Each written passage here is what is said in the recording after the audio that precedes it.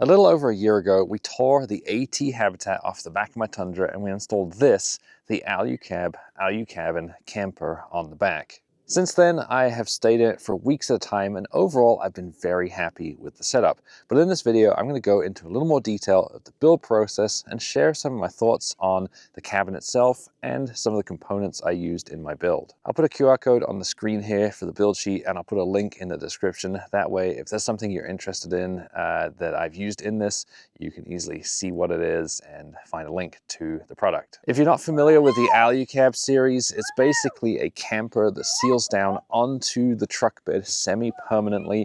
You have a living space in the bottom that you can build out however you want, and then a sleeping area up the top. The sleeping platform is accessed from inside the truck bed through a hatch at the back that folds up, giving you access to it.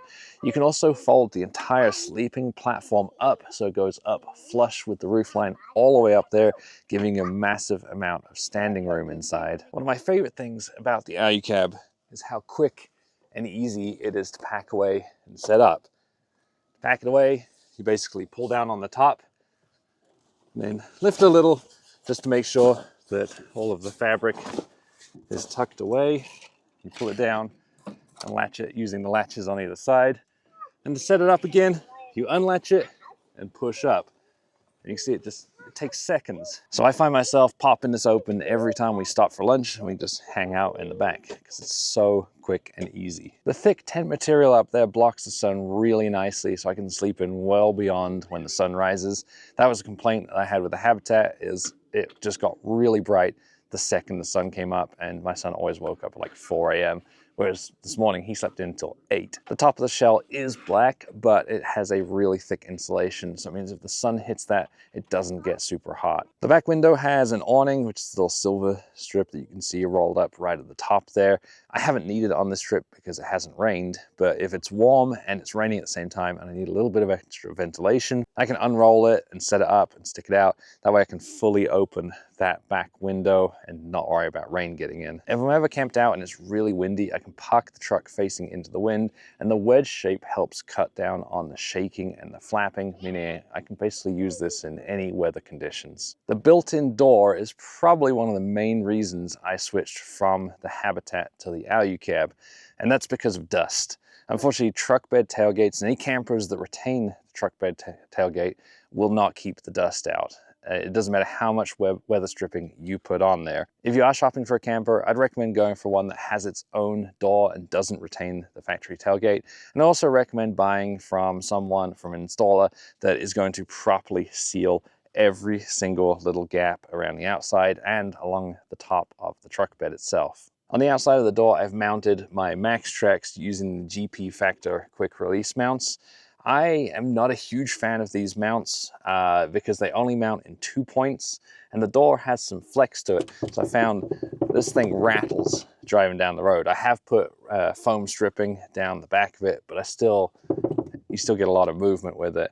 If I was to do it again, I would use just the 4-pin mounts that come from MaxTrax and just put them in the door.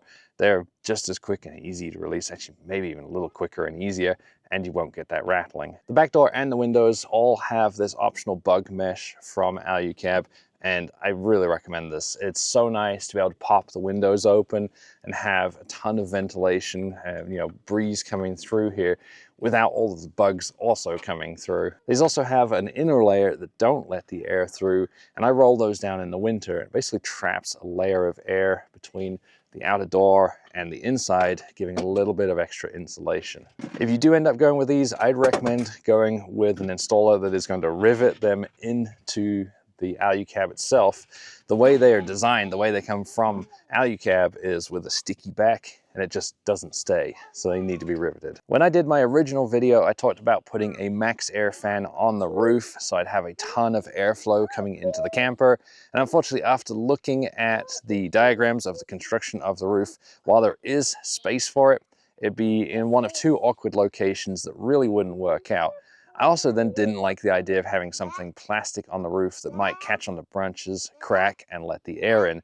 So I ended up going with this instead. This is the dome fan from Maxxair. It's a much smaller, less powerful version, but it's designed to mount on a vertical surface rather than horizontal, so fits really well on the back of the AluCab here. Unfortunately, it just doesn't create the airflow that the bigger fans do. So if you've got all the windows open, you're not going to notice any difference. The only time it really makes a big difference is on cool mornings like this. We're all up top and the sun's just come up. I can have the windows cracked, turn this on, and it just pulls some nice, cool, fresh air into the top. This might be hard to believe, but when I put a huge box on the back of my truck, I suddenly found it was hard to see out of the back. So I needed to install some cameras. For a rear view camera, I've got the little thing up there from Stinger Solutions.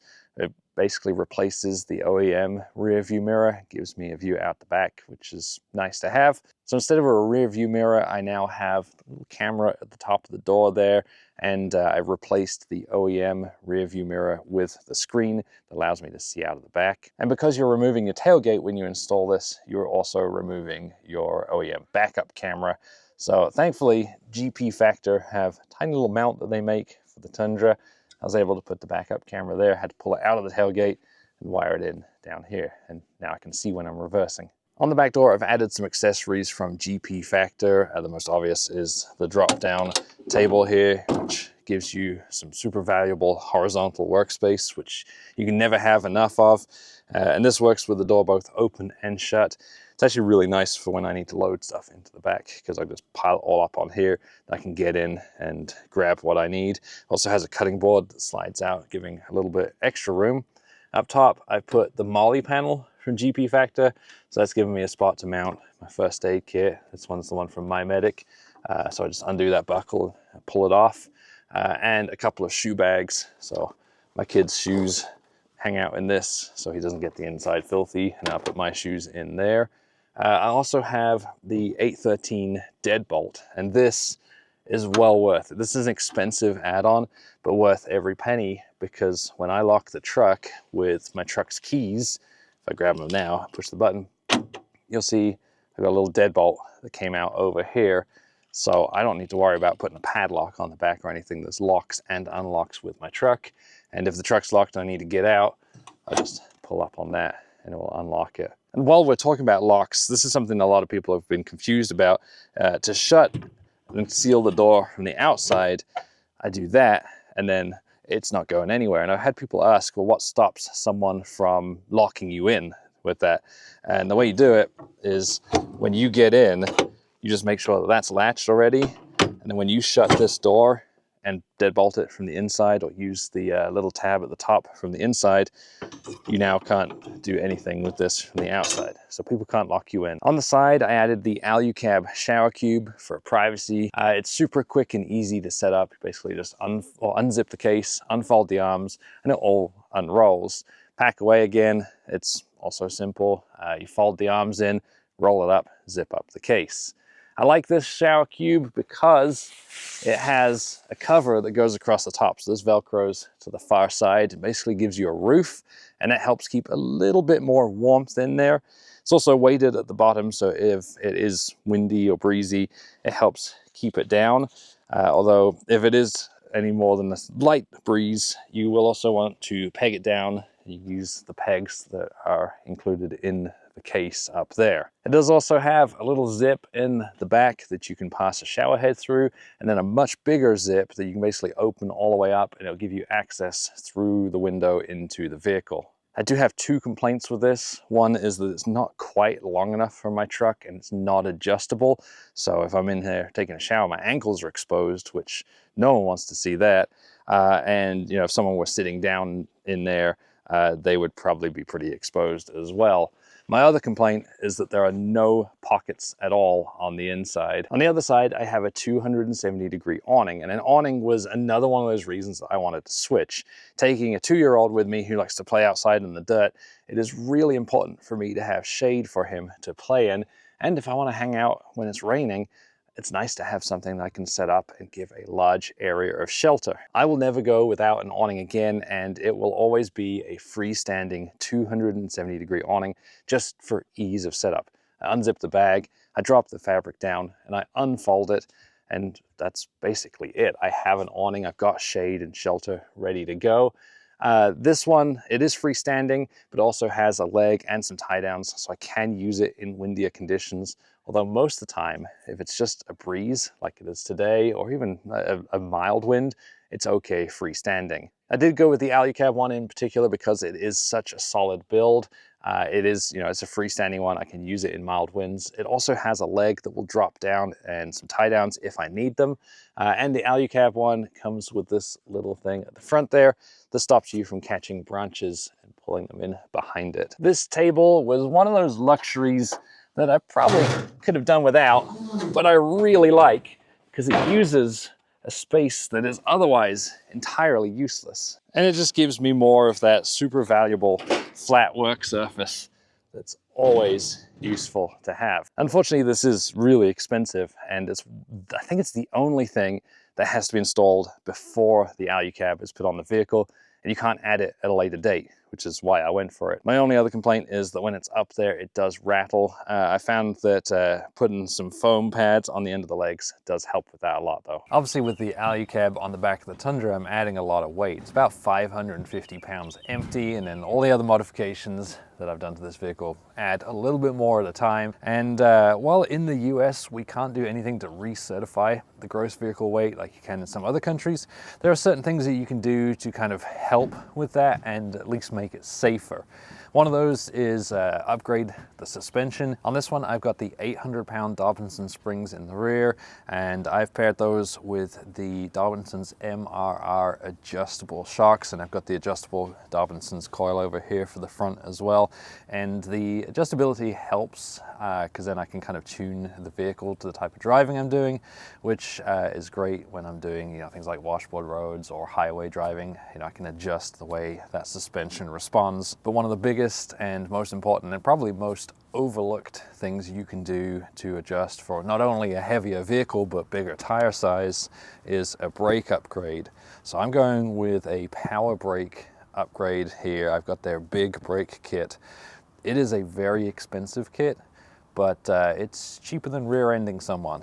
So we're putting this on the vehicle. Now that the OEM brakes are off the truck, I can lay everything out side by side and you can see the difference in the components here. Obviously, if we start here with the calipers, you can see the size difference between those two. Not only that, but you've also got obviously 6 pistons on the new one. The pads themselves also have a big difference in size, and the quality of the power brake ones are going to be much higher than the OEM ones as well. And then finally, there are the rotors. And if I stand them up side by side, you can see the size difference between the two. Obviously, all of these bigger components do also mean that the wheel requirements change. So on the stock setup on the Tundra, you can fit a 17-inch wheel, but with the power brake setup, you have to go with an 18-inch wheel, which is what I have anyway. That's what I went with from the start. The extra size obviously helps with stopping power along with the 6-piston calipers here, but they also help with heat dissipation. These have 48 curved vanes on the inside, which gives you a lot of surface area to get rid of the excess heat that is in the rotors when you're braking a lot. So not only am I going to have more stopping power for the extra weight of the truck, but since we're braking so much when we're off-road, even when you're engine braking, you're still using those brakes more than you would when you're just driving on the highway. So the extra heat dissipation is very important. That way I'm not getting any brake fade when I'm using these a lot. Inside, I've built this out to basically be like a mini apartment with everything you'd expect from an apartment except for air conditioning, although sometimes I wish I had that too. Unlike your typical apartment, this has to deal with being driven down the road, whether that's 80 miles an hour on the interstate, or going down rough washboardy roads with constant vibrations, or hitting whoops a little bit too fast, and everything having to be secured down. So this is built a lot tougher. For the build out, Wes at SHW Off-Road 3D scanned the entire interior to help with design and planning. Once everything was designed, it was time to load up the CNC table and start cutting out the cabinets and drawers.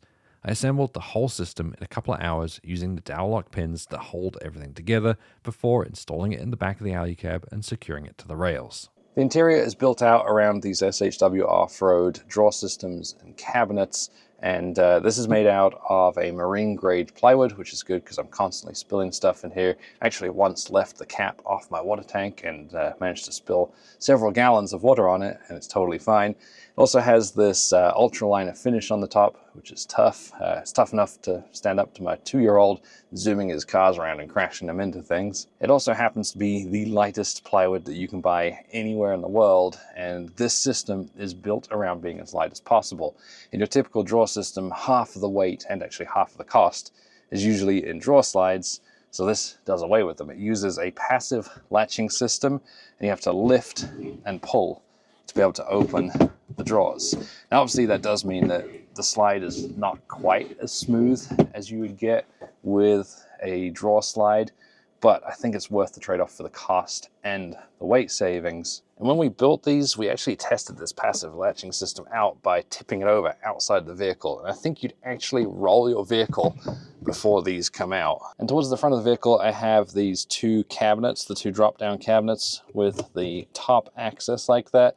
There's actually the option to do one big lid with a huge storage compartment, or you can do 2 smaller ones with a separator down the middle. And I chose to go with the 2 smaller ones on both sides because we use these for clothes storage. So in here we have a ton of like little packing cubes that we put all our clothes in. So all of mine are in there, and then all of my sons are in here, and then my wife's goes on the other side. And that leaves us one spare that we use for like extra food and random stuff. The base of the drawer systems have 2 options. So on this side, I've got extra storage. So that's where I throw in random junk that I'm not going to need very often. So I've got some straps. I got a little propane tank in there that I use with the shower. And then in the other one, this is basically where all the electrical stuff sits. And then on this side, I have the heater option. We went through several options for how to heat this. 2 of the main ones we were looking at were the Propex and the Truma propane heat exchangers.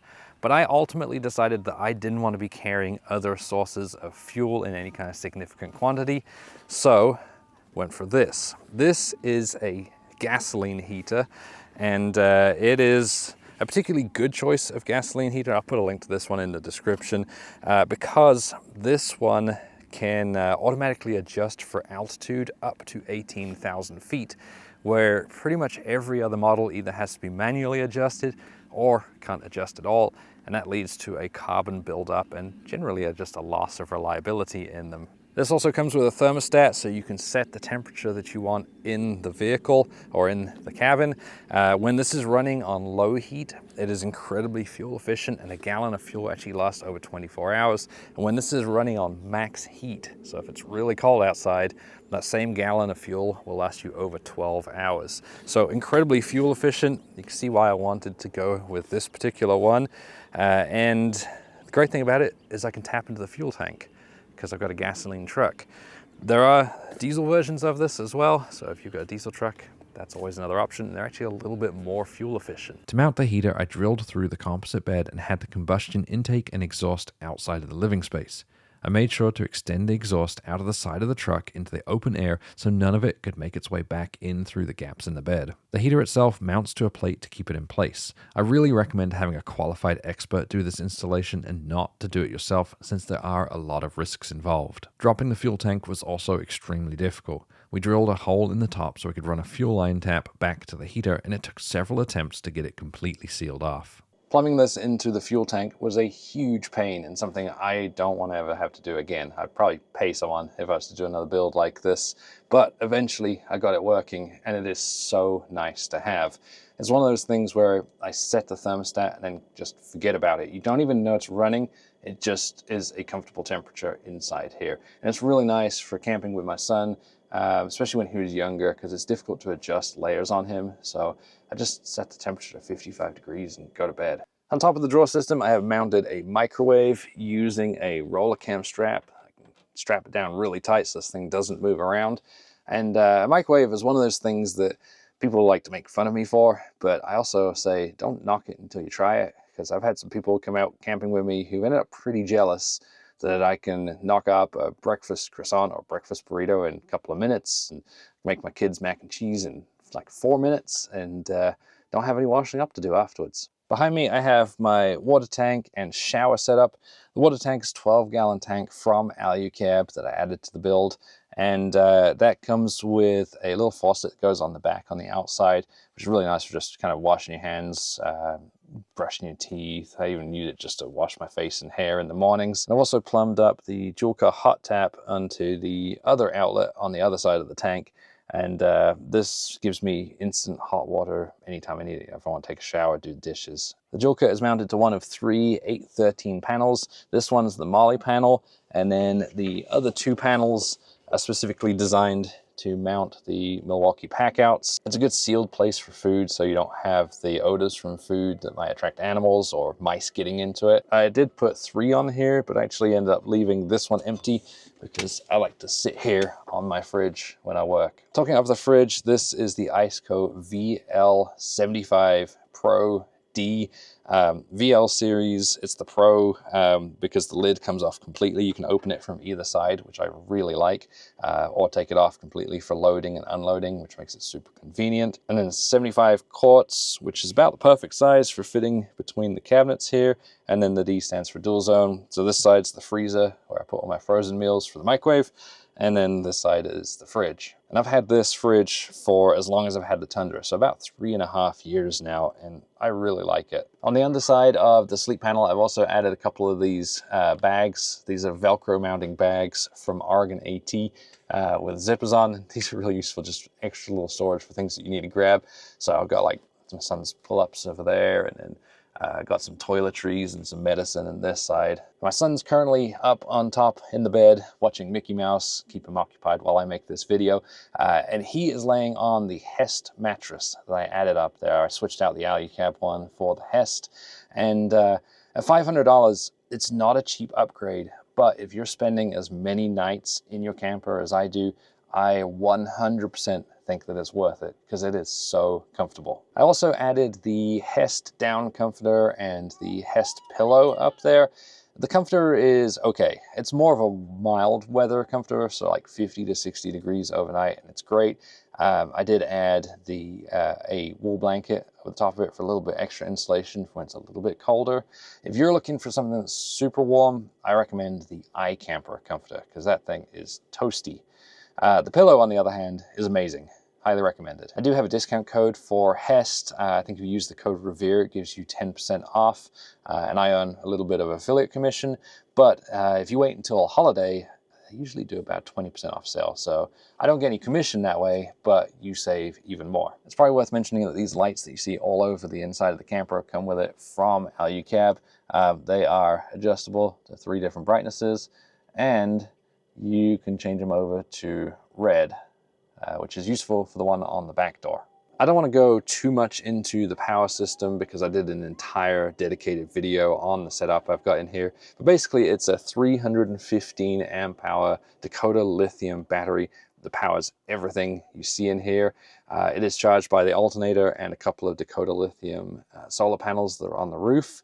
And then I have the Red Arc 1000 watt inverter that's used for running the microwave and charging batteries and all of that fun stuff. And it is all controlled by a Red Arc system. So I've got a screen back here that's hooked up to their total vehicle management system. I've got the Prime and the Rogue. And all of these little soft keys that you see on here turn on and off things that are around the camper. So I can turn off the lights with a push of a button, turn them back on, and then things like the reading lights, USB, all of that's got its own button. The lights on the exterior have their own button. And this also allows me to monitor power usage, so I can see I'm at 55% and got some power coming in from solar, lots of power going out to various things that are charging. And I can see that my water tank is currently half full thanks to the Red Arc water tank monitor. This screen is the only thing that I haven't figured out yet. What I want to do is put a panel in back here that hides all these screws next to the vent and mount the screen somewhere over here. But right now it's just floating. The only other thing worth talking about is this floor that I'm currently sitting on. This is just an anti-fatigue mat that has been cut into the shape of the floor, and for $45 it's comfortable, it insulates, and actually looks pretty good. People think that I put down a wood floor in here. I'll put a QR code on the screen here for the build sheet, and I'll put a link in the description. That way, if there's something you're interested in that I've used in this, you can easily see what it is and find a link to the product.